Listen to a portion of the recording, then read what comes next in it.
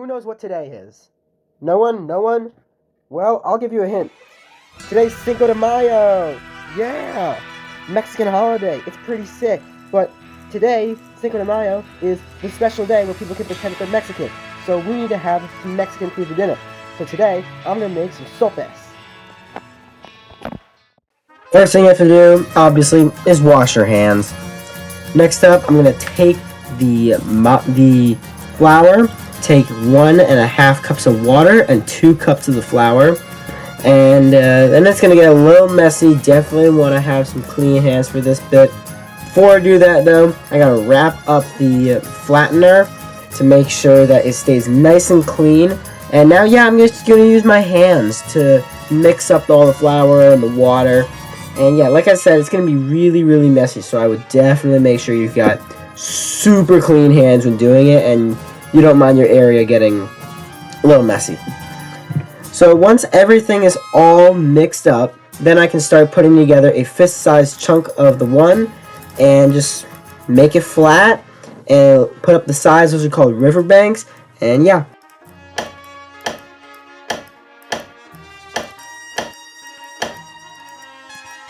Alright, now that we've made the riverbanks, we have to go ahead and let them warm up. So first of all, you're going to put some oil in the pan so they don't stick to the pans.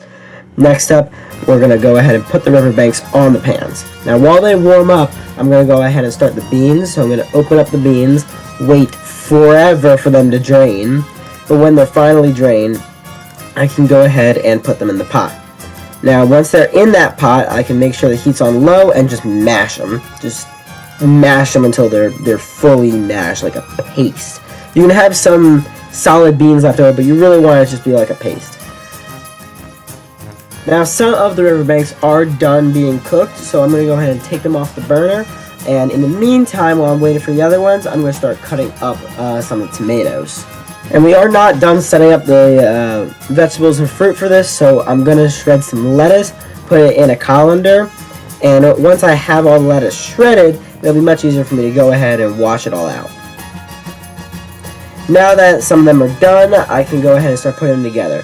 So the way you put together the sopes is you take one of the riverbanks and then you stick a piece of lettuce on top of the riverbank, then a spoonful of bean paste, then some sour cream, some tomatoes, and then finally you go ahead and shred some queso fresco cheese on it. Boom! There are the sopes. Let's eat!